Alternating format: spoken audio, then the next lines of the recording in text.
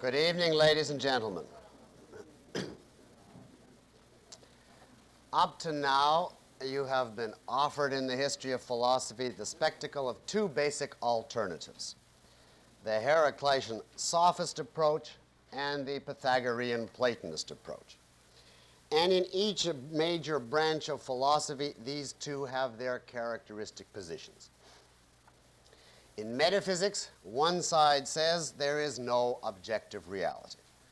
Nothing exists, nothing is, everything is becoming. The other side says that's wrong. There are two realities. There is a true reality, which is non-material and superior to this one, and this imperfect semi-real reflection in which we live. In epistemology, one side says knowledge is impossible. It's all a matter of opinion. Man is the measure of all things. He can only say, what seems to me now? That's the skeptic viewpoint. The other side says this is wrong. There is objective knowledge, and it is gained by coming into contact with the superior dimension, not with the facts of this world. And as Plato interpreted that, you recall, it meant you recollect your innate ideas, the ones that you acquired from previous life, and you achieve this ultimately by a mystic insight into an ineffable principle. In ethics, we have whim-worshipping subjectivism, accompanied by might makes right, versus the claim that, again, this is wrong, ethics is objective, but it consists of turning away from life on earth, and if you remember the quote from the Phaedo, practicing the profession of dying, and if you remember the Republic and the laws, also of ruling men by force. So we have no reality, two realities: skepticism, mysticism, whim-worshipping subjectivism, or ascetic supernaturalism. Now, what about the possibility of a philosophy which would advocate one reality, this one, which would say that objective knowledge is possible of this world gained by logic operating on the evidence of the senses, which would say that there is such a thing as an objective ethics, and that its standard is man's happiness on earth as an end in itself to be achieved by being rational here on earth? Is there such a third alternative? And you know, of course, there is. There is one philosopher who lays down for the first time the fundamental basis for a rational philosophy, one that is neither skeptic nor mystic. That philosopher is Aristotle, our subject for the next 2 weeks. When I began the lecture on Plato, I said that he was a great philosophic genius, and on at least 3 counts: in his originality, in the depth and grandeur of his power of abstraction, and in his capacity for systematic integration. I now wish to say the same things about Aristotle. He was as original as Plato, even more so in a way, inasmuch as there were no significant precursors of Aristotle's approach to philosophy, whereas Plato had the Pythagoreans to set his overall direction, and of course many of the other pre-Socratics contributed to Plato's view. Before Aristotle, there was only Platonic mysticism, sophistic subjectivism, and millennia of barbarism and ignorance. Aristotle had as profound a capacity for philosophic abstraction as Plato, and if you judge by the scope of the works of his which have survived to our day, he had an even greater power for all-encompassing systematic integration.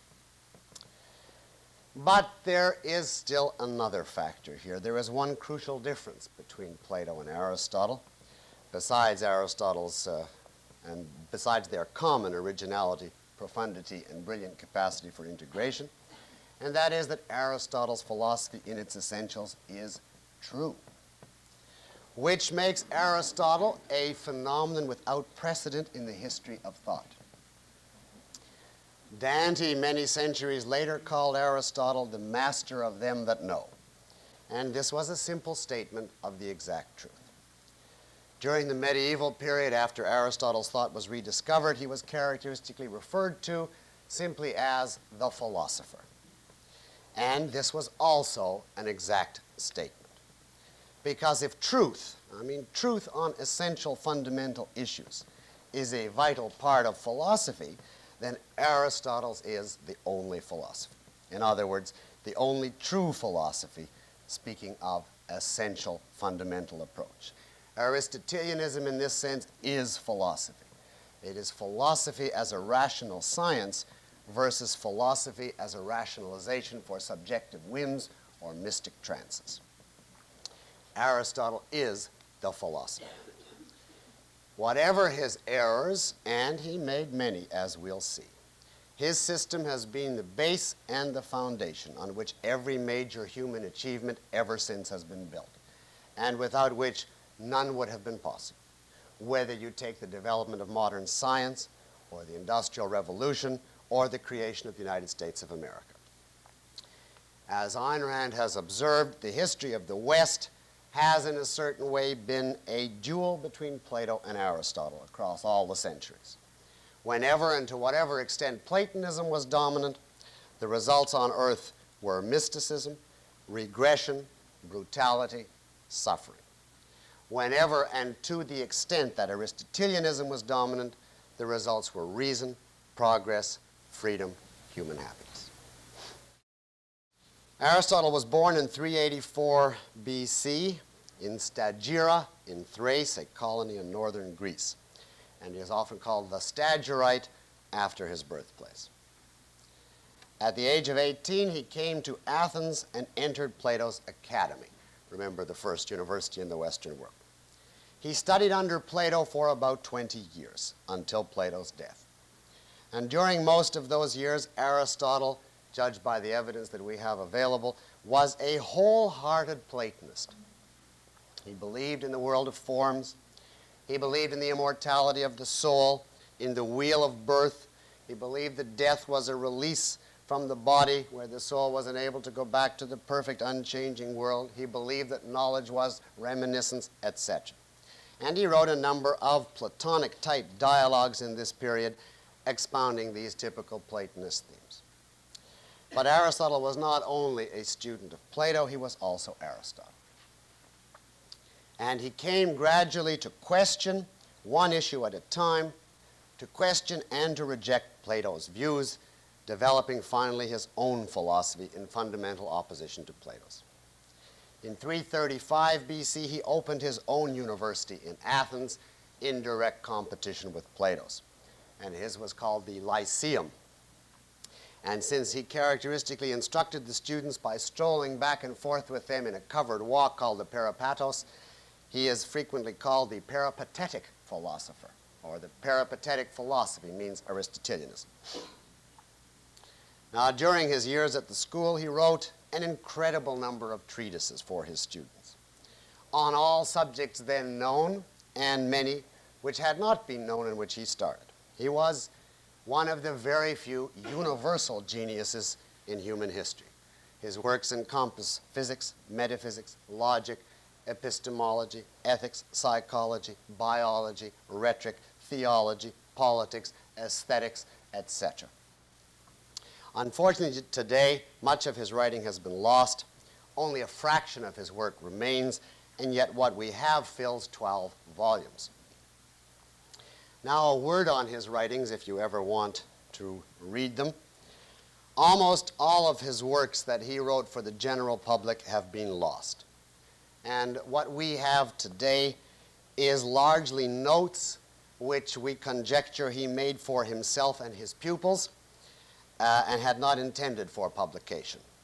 And indeed, some people take the view, and there is a certain plausibility to it, that the works we have are written by Aristotle's students. They represent, in effect, class notes, which were later compiled and ascribed to Aristotle. In any event, the works are terse, telegrammatic, highly technical, difficult to read. Moreover, after centuries of confusion, various people have added various bits to them, pasting them usually in the midst of a completely different subject and treatise. The order got all mixed up, and so, for instance, elements of Aristotle's early Platonism periodically pop up in a mature work, and it makes hash out of the total volume. Generally, therefore, do not blame yourself if you find Aristotle difficult to untangle or read. It is not your fault, and it is not his fault. It does have the effect that Aristotle is particularly difficult to interpret in several cases because of the fragmentary, elusive nature of what we have. And in those cases, insofar as they're relevant to this course, although my presentation will be generally the standard presentation, I will indicate where other possibilities of interpretation exist. All right, let us begin with Aristotle's thought. And our first subject this evening will be Aristotle's epistemology. But as a preface to it, I must acquaint you with the essentials of his metaphysics as a base to understand his epistemology. Now, the fundamental principle of Aristotle's metaphysics I've already given you. There is one reality, this reality, the world we live in. That is contrasted with the sophistic view. Aristotle believed that reality is objective, it's absolute, it is what it is, independent of consciousness, independent of the thoughts, the hopes, the wishes of anybody or everybody. And of course, in contrast to Plato, it is anti-supernaturalistic. It's sometimes called naturalism, a dubious word, but if you understand its meaning, as meaning only that there is this reality and no supernatural world, no world of forms or of universals. The arguments Aristotle offers against the sophists we'll see in due course. As for Plato's world of forms, his works contain a repeated polemic against them. I'll give you just a sample, some of his many, many arguments attacking Plato's world of forms. These arguments will help you get the flavor of Aristotle's approach to philosophy. Well, to begin with, he says, the forms are a useless theory because they do not explain this world. This world in which we live is a world of particular things which move and change and develop. How are we going to explain the events of this world by reference to another world which is defined as static, motionless universals?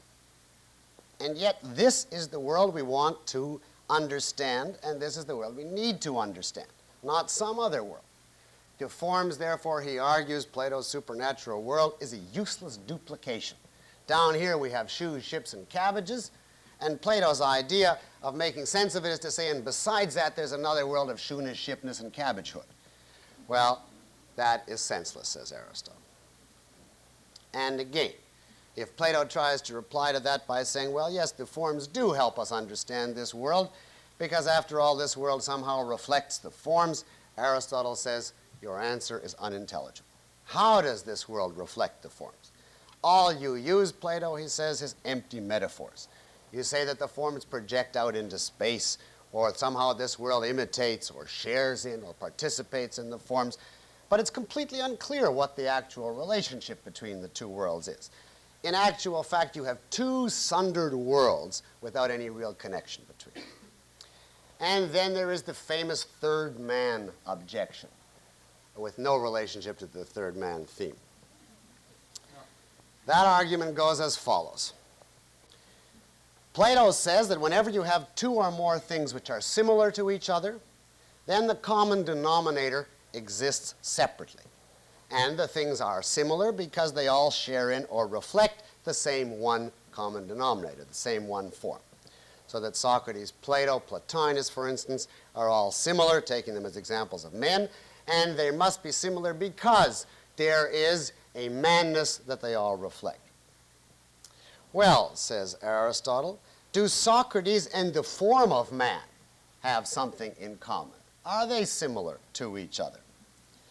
If not, why do we call them both by the same name and say the form of man and Socrates is a man? Obviously, there must be something similar. But if there is something common to, for instance, Socrates in the form of man, then by Plato's own principle, there must be still another form which they both reflect, and in virtue of which they're both similar. So if Socrates is man one, and the form of man is the second, then there must be a third man, and thus the third man argument.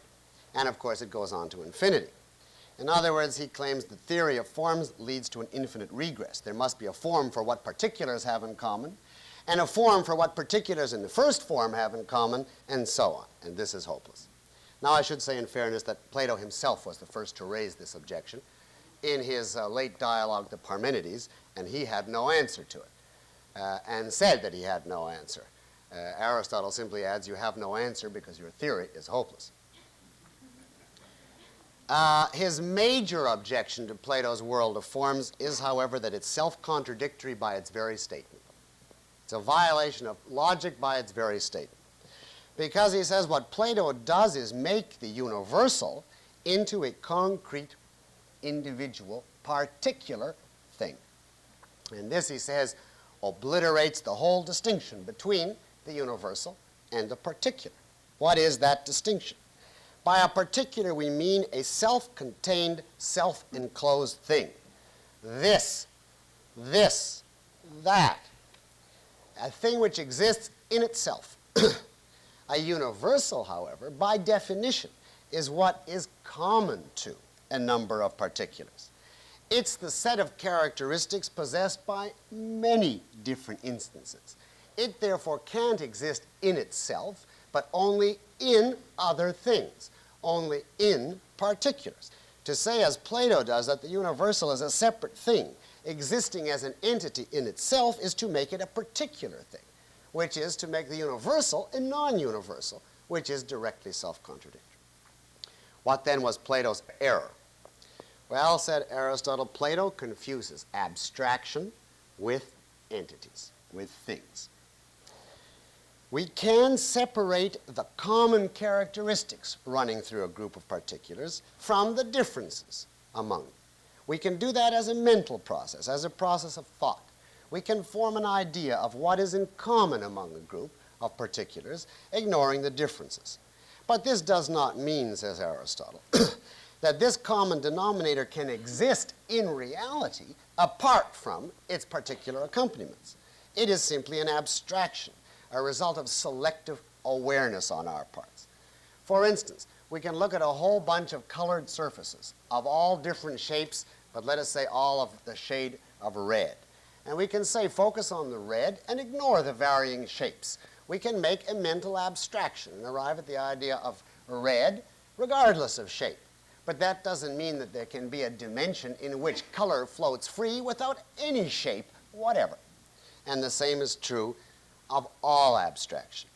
Plato thinks that because we can separate two different elements in thought, therefore they can exist separately in reality, one in one reality and one in another.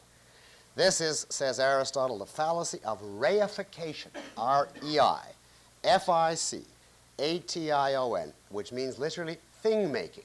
He makes a thing out of what is simply an abstraction.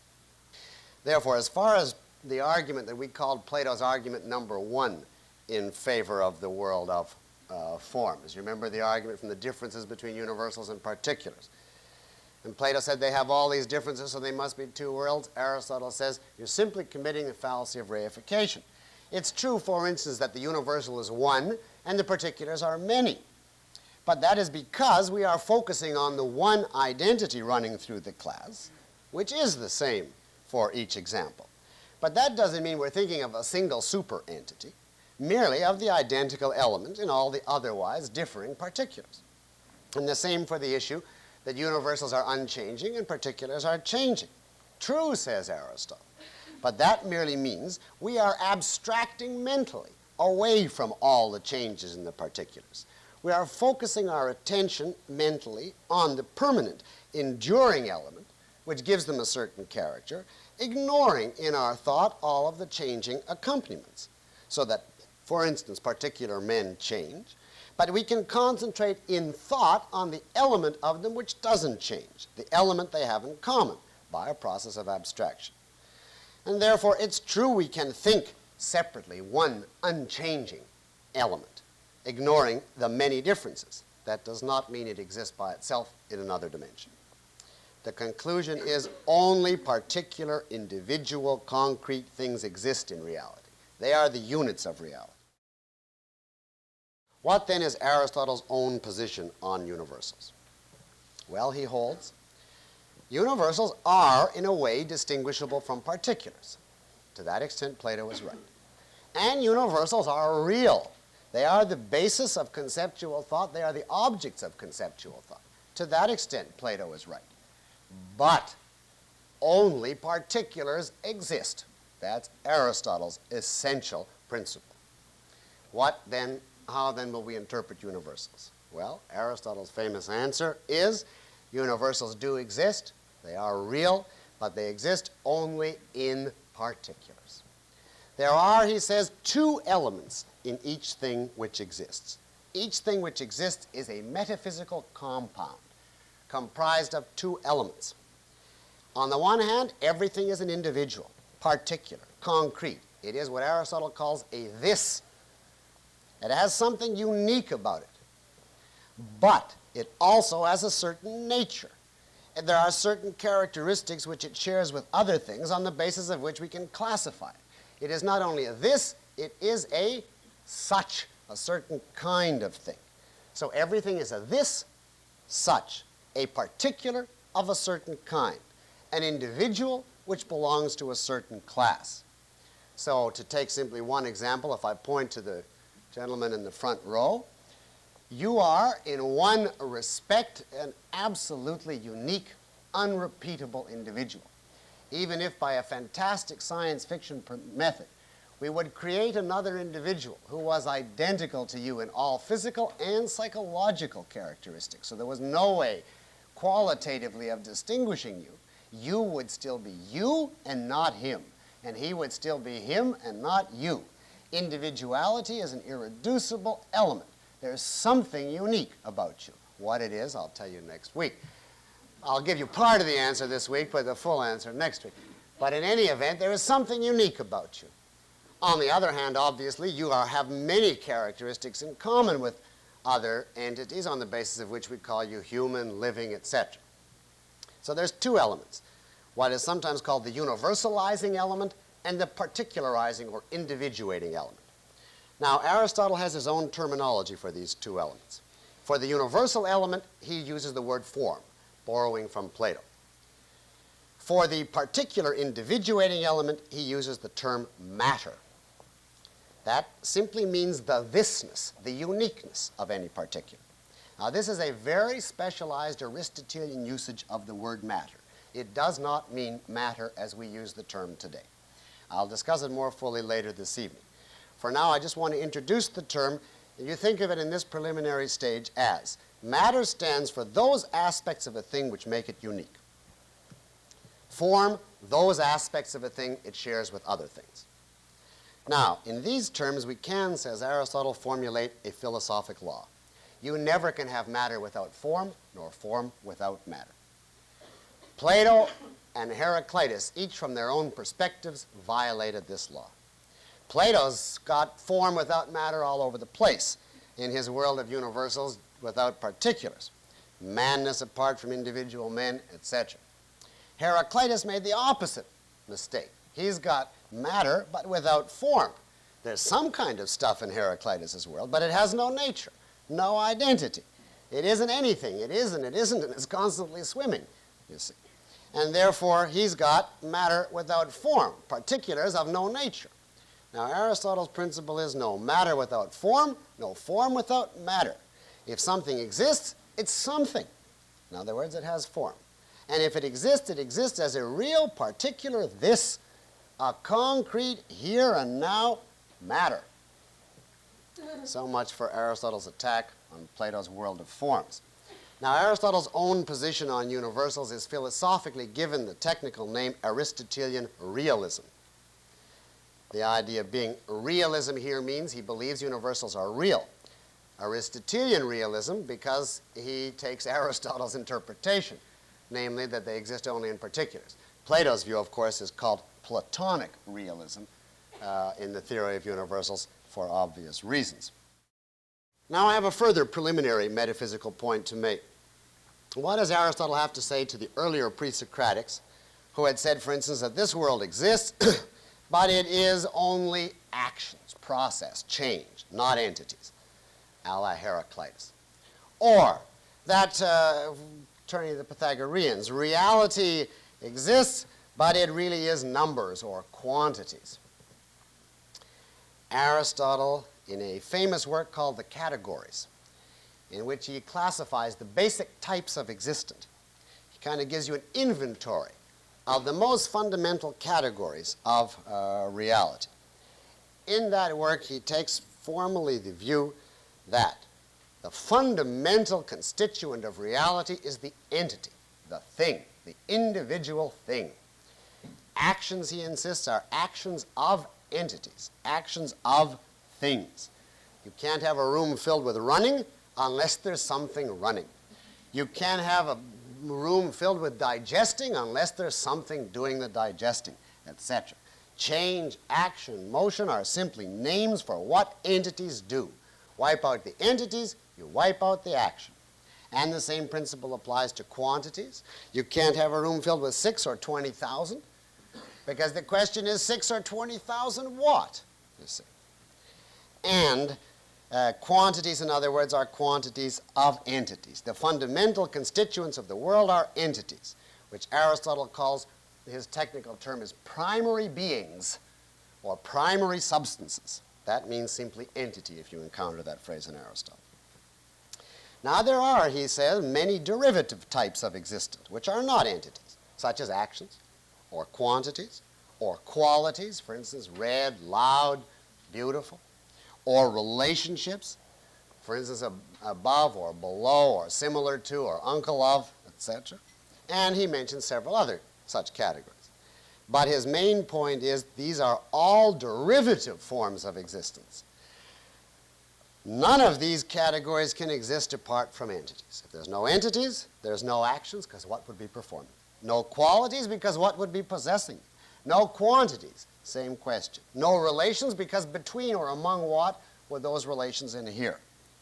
So to summarize that point, the world consists of primary substances, individual entities, each a particular with a certain nature, engaged in various actions, possessing various qualities, bearing certain relationships to each other.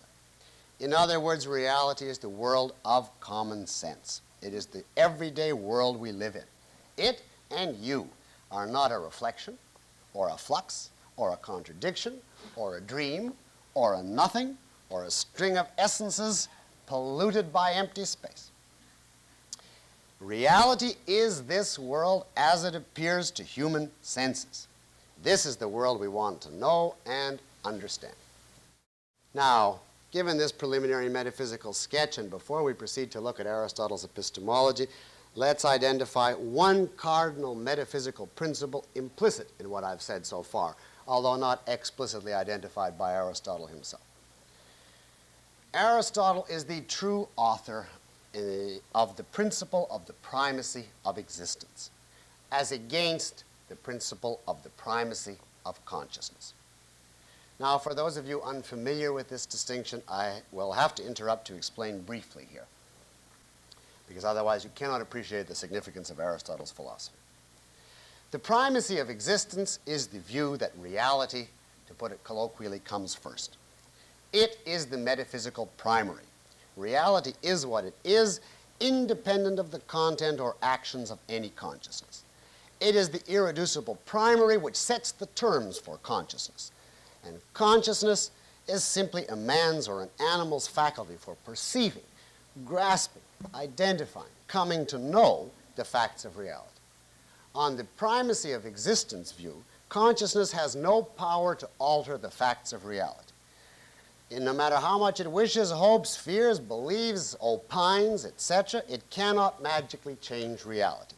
Facts are what they are, independent of consciousness. Now, the opposite view is called the primacy of consciousness. And this is the view that consciousness in some form comes first. It is the metaphysical primary, the irreducible entity which sets the terms for reality. And reality is somehow an offshoot or derivative or byproduct of the activities or content of consciousness. On this view, consciousness in effect has magical powers. It has the power to produce or shape reality. Facts are not what they are, but rather they are whatever the ruling consciousness chooses them to be. Now, if you want a simple daily example of the primacy of consciousness, any act of evasion implies it. You come into your bedroom after a day at work and you find your wife in another man's arms. And you find this a shattering experience for reasons I needn't elaborate. You don't want it to be true, so let us say you evade. You blank it out. You simply push it out of your mind. What is your premise? This is too horrible to be real. If I don't see it, it won't exist. What is the implication? My consciousness controls reality. Facts are whatever I want them to be. That is the primacy of consciousness in homey daily action. Now, the point here is that in terms of philosophic approach, every fundamental approach opposed to Aristotle's represents the primacy of consciousness, either explicitly and nakedly, as was primarily the case in the modern post-Kantian world, or else implicitly and indirectly, as was true largely in the ancient world. But if you want an explicit example of primacy of consciousness in the ancient world, the sophists would be an example of it. Man's arbitrary feelings and opinions are the measure of all things, according to them. Well, what does that mean? It means that truth or facts are whatever any individual arbitrarily chooses them to be. His feelings and opinions, the content of his consciousness is omnipotent, for him, of course. It shapes reality, which somehow snaps into line and becomes for him whatever his consciousness dictates. Now, that is the primacy of consciousness on an individual level. Each individual consciousness has primacy over existence. And in this respect, all subjectivism, all skepticism represents the primacy of consciousness. Or consider Platonism. Now here the primacy of consciousness is indirect, but nevertheless real. If the father of the primacy of existence is Aristotle, then the most influential father of the primacy of consciousness is Plato. What is his world of forms, to take just one point? What are they? Well, as Aristotle was the first to observe, the forms are actually abstractions. They are phenomena pertaining to man's method of organizing and grasping the facts given to him by his senses. But Plato erects them into separate entities which shape and control this world, which means he makes this world a reflection of phenomena of consciousness.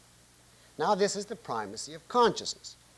By implication. I say by implication because Plato himself did not regard the forms, as you know, as having any connection essentially to consciousness. He thought of them as special non-conscious entities. But in actual fact, abstractions is all that they are. And in this way, his philosophy reduces by implication to the primacy of consciousness. Or take Plato's myth of the demiurge. How do we account for order in this world, says Plato? Why does the world have the law and order it does? The physical world. And his answer is, well, a soul, a consciousness, wandered by and desired order and perfection and thereby shaped reality, shaped the physical world in accordance with its wishes. That's the primacy of consciousness. Law and order in the physical world are not irreducible natural facts, but the resultant of the operations of a supernatural consciousness. Or consider Plato's very approach to philosophy at the deepest level and at the outset. What is his starting point? Well, his starting point is the demands of man's method of acquiring knowledge. Plato's starting point, if you remember my lecture a few weeks ago, is the axiom in effect is man must know. Knowledge must be real. Conceptual knowledge must be real. Now he goes on, what must reality be if it is to satisfy, fulfill, live up to man's need of a certain kind of knowledge? Well, that is, as an approach, the primacy of consciousness, again by implication. Because the starting point is consciousness needs something. It wants something. It has to have something, a certain kind of knowledge in this case. Therefore, reality must have such and such a nature. That implies that reality is determined by man's method of knowing it. That is the primacy of consciousness. Now, Aristotle is the exact opposite of Plato on all these points. Not only does he dispose of Plato's forms and demiurges and supernatural consciousnesses of all sorts, he refuses to endorse Plato's approach to the whole subject of philosophy. According to Aristotle, the question you start with is not, what must reality be in order to make it possible for us to acquire knowledge of it, but simply what, as a matter of fact, is reality. And then, given that it is that way, by what processes are we able to acquire knowledge of it? First comes reality, and then, and on the basis of its nature, we turn to the question, what processes of knowledge are suitable for acquiring knowledge of such a reality? Now, my lecture title on the brochure for this lecture is A Revolution, the Birth of Reason. But the metaphysical meaning of this is actually the birth of reality. And I mean here, of course, of the discovery of reality.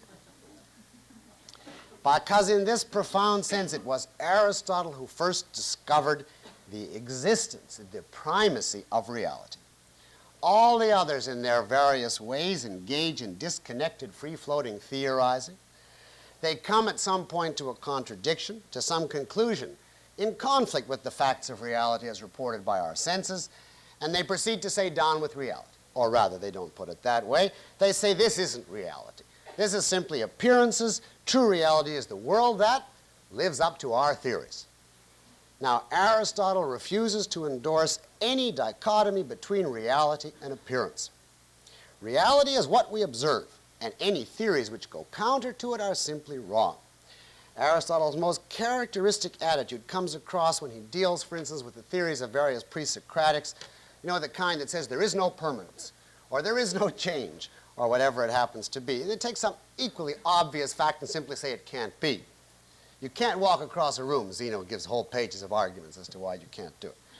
And Aristotle's typical procedure is he conscientiously presents their arguments, and then he says matter-of-factly, but we see these things. They are obvious. They are facts. And facts are facts. And then, of course, since he's a great philosopher, he proceeds to make mincemeat of the arguments that led to the denial of those facts. In this sense, he is preeminently the realist in philosophy. That's why I had to start with the rudiments of his metaphysics, of his own view of reality, and only now can proceed to his epistemology. Now, I should mention that Aristotle is not a fully consistent representative of the primacy of existence. There is always a vestigial, contradictory, Platonic element in him to the very end of his days. But, and this you need to know for historical accuracy, and I'll point out occasional touches in these lectures. But that is unimportant to him qua Aristotelian, which is our primary concern in these lectures. Would a universal genius such as Aristotle be possible today? No. There is too much known for anyone to be able to encompass it all today and to do significant original work in every field, every special science included. A person would simply die prior to that time. The Renaissance was the last period in which universal geniuses were possible. But you don't have to be disheartened. Content yourself with being a genius in one area. It's very hard to do. Would you suggest good translations of Aristotle? Well, there's two kinds of translations. There's the standard definitive translation. The Oxford edition is the 12 volumes, edited by W.D. Ross, the most famous of the Aristotelian commentators in the 20th century. And that's the one I've been reading you. That is the standard translation, scholarly, annotated, and as reliable as you can get. It is not very readable. But then that is not the fault of the translator. There are occasionally translations that come out Aristotle for graduate students. There's no Aristotle for every man that I know, but there's Aristotle for graduate students, which is more readable, but not too good. I remember one by a man called Hope, which is a translation of Aristotle's Metaphysics, which is a little freer than the usual. As somebody once said about translations of Aristotle, that if you know Greek, you can usually understand the English translation. But the English translations you really have to work for because it's a different language, Greek, than English. And consequently, what they can express very tersely requires a whole circumlocution and paraphrase in English because the languages are so different in their structure. And therefore, a sentence which is short and to the point in Greek goes on and on in English, and you have to remember each part separately and build it all up again in your mind. It can be done, but it's not bedtime reading. Did Aristotle distinguish for himself between epistemology and metaphysics? No, those are later terms. Aristotle called what we call today epistemology, essentially he called it analytics, or the analysis. And he did not even have the word logic, as I recall. He used the word organon was the name given to his logical works, which was the instrument of knowledge. So epistemology is a much later term. Equally, he did not have the word metaphysics. He called it first philosophy. It was a later, I believe, 2nd century A.D. Term, the term metaphysics. It came from, if I remember, is this right, Alan Andronicus of Rhodes, who was compiling Aristotle's works many centuries later. And he didn't know very much about philosophy, and he found Aristotle's writings on what we now call metaphysics. And shortly after, he had compiled the writings on physics.